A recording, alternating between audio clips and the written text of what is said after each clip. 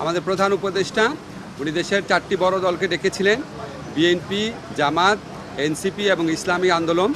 আর বৈঠকের সময় আমরা কয়েকজন উপদেষ্টা ছিলাম, আমাদের প্রধান উপদেষ্টার প্রেস সচিব ছিলেন।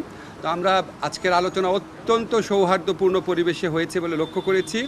যতগুলা দল সেখানে কথা বলেছে, প্রত্যেকেই বলেছে ফ্যাসিবাদ বিরোধী ঐক্যের প্রশ্নে তাদের মধ্যে কোনো রকম মতভিন্নতা নাই, তাদের মধ্যে কোনো বিরোধ নাই।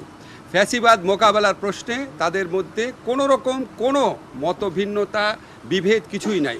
কিন্তু তাদের মধ্যে কেউ কেউ বলেছেন, দেখেন রাজনৈতিক মাঠে আমরা রাজনৈতিক প্রক্রিয়ার অংশ হিসাবে আমরা একজন আরেকজনের বিরুদ্ধে মাঝে মাঝে কথা বলতে পারি, কিন্তু এটা না তারা আমাদের রাজনৈতিক প্রতিপক্ষ, তারা আমাদের রাজনৈতিক সহযোগী। রাজনৈতিক মাঠে এই ধরনের কিছু কিছু কথা বলা হবে, এটার থেকে আমাদের কোনোভাবেই ধারণা করা উচিত না যে ফ্যাসিবাদ বিরোধী ঐক্যে কোনো রকম ফাটল আছে। এই ধারণা আমাদের করা উচিত না, এটা ওনারা আমাদেরকে আশ্বস্ত করেছেন।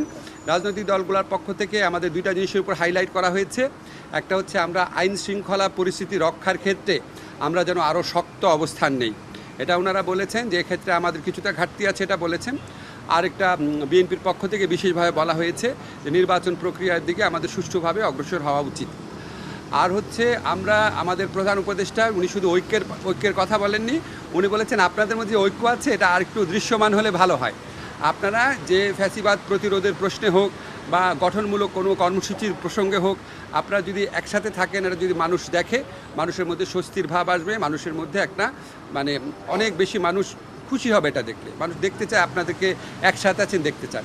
তো ওনারা বলেছেন, আরেকটা জিনিস হাইলাইট করেছেন যে ওনাদের মধ্যে যে ঐক্য আছে এটা প্রমাণ হচ্ছে ওনারা মাঠে যাই বলুন না কেন, যখনই প্রধান উপদেষ্টা ডাকেন তখন তো ওনারা এসে হাজির হন। আরেকটা কথা বলেছেন আমাদের মধ্যে যে ঐক্য আছে, এটা আরেকটা প্রমাণ হচ্ছে আমরা তো জাতীয় ঐক্যমত কমিশনের মিটিংয়ে রেগুলার যাচ্ছি, কথা বলছি। ওনারা মূলত আমাদেরকে যে এই মেসেজটা দিয়েছেন 4টা বড় দল, যে রাজনৈতিক দলগুলোর ঐক্য নিয়ে, বিশেষ করে ফ্যাসিবাদ বিরোধী প্রশ্নে ঐক্যবদ্ধ, ওনাদের মধ্যে একতা এবং ঐক্য নিয়ে আমাদের মধ্যে কোনো রকম হতাশা, কোনো রকম প্রশ্ন, কোনো রকমের টেনশন থাকার প্রয়োজন নাই। ওনারা আইডেন্টিফাই করেছেন যে দেশের বিভিন্ন স্থানে যে নিষিদ্ধ দল আছে, যে ফ্যাসিস্টদের সহযোগী আছে, তারা মাঝে মাঝে মাথাচাড়া দেওয়ার চেষ্টা করছে। সেই ক্ষেত্রে ওনারা বলেছেন আমাদেরকে প্রশাসনিকভাবে কঠোর ব্যবস্থা নিতে। আমরা ওনাদের বলেছি আপনারা মাঠে দৃশ্যমান ঐক্যটা আরও বেশি দৃশ্যমান করবেন।